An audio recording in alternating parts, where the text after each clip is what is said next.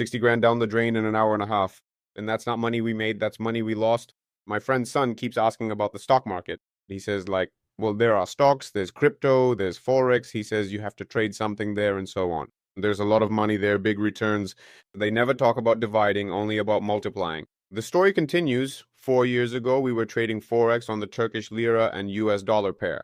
And in 2 weeks, we made $8,000 on it, which was just amazing. The only thing is, at that point in my life, that money didn't really matter much to me. So, we made some money and that was good.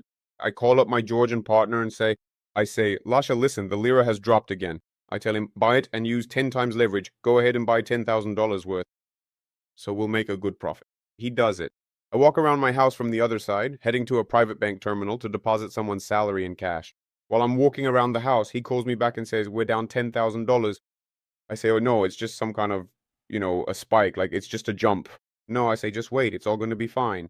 But I'm already starting to get a little nervous. By the time I get to the supermarket, going to buy myself some water, he calls me and says, we're down 40. I say, no, come on, that's absurd. That can't be. Like, okay, I'll get a ticket, grab some cash, and fly over to you. He had 60 in his account. So basically, we were playing with half, like 30 each. I'll bring some of my own money for you. We'll put it in the account and, yeah, increase the leverage, to hold the position. By the time I get home from the supermarket, he calls me back and says, well, that's it. The broker has basically closed us out minus 60,000. And now I'm rushing over to him not to strengthen the position, but just to give him my share of the money.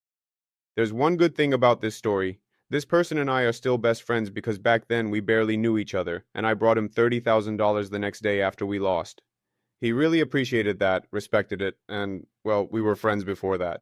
But now we're probably like brothers, godfathers to his son. Basically, the moral of the whole story is this, especially for young people, don't get involved in something you don't understand. Back then, we didn't understand a thing about the stock market. We had money, and we thought everything everywhere was simple. And in general, maybe everything really is simple, but first you need to get at least a basic education and figure things out. And now, of course, we're back to trading on the stock market, but this time we're doing different things. They're profitable, but there are no huge multipliers. We make about 10% in 3 months, which is actually a pretty solid result. I hope it keeps going this way unless Trump starts pulling some new stunts.